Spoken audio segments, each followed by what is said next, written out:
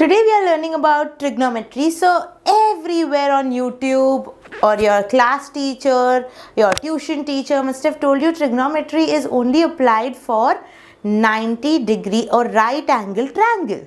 But it is false. Trigonometry is applied for all the types of triangles. A right angle triangle and a normal triangle as well. So the trigonometry that we learn in school is the basic trigonometry. There's also one trigonometry which is known as 3D trigonometry, and that is where the normal triangles are. So today we'll be focusing on the right angle triangle trigonometry and then move on to the other one. Let's take a right angle triangle. In this right angle triangle, what is the very important part? 90 degrees. So it should have 90 degrees. So whatever is opposite to 90 degrees, also the longest side of the triangle, is your hypotenuse.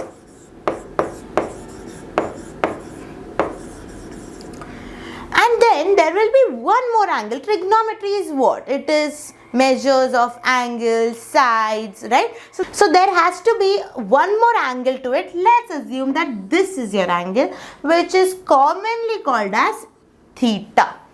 So the angle theta will have opposite side, which will be this, and the side which has both the angles on it is known as adjacent. So number one step, always you have a trigonometry question, name your triangle, name your sides. You should perfectly know which is your opposite, hypotenuse, adjacent. Only then you can start working on it. Now once you have named it, you've learned how to name it. Now what next?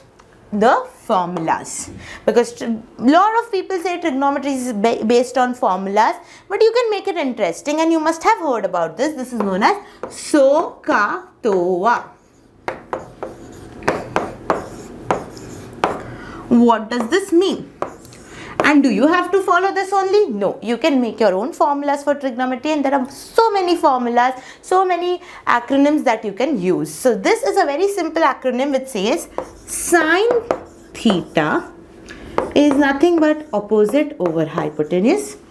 Cosine, which is known as cos theta, is adjacent over hypotenuse.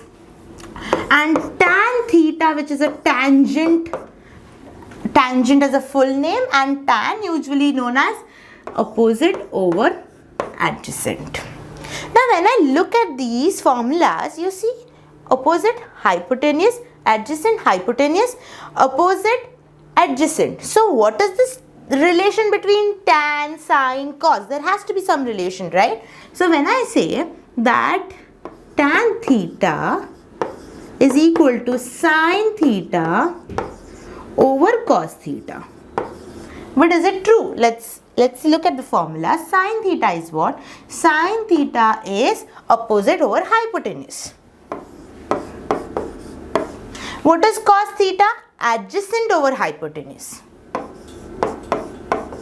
Now I'm going to take the reciprocal of the denominator and write it as opposite over hypotenuse times hypotenuse over adjacent. I cut the hypotenuse and I get what?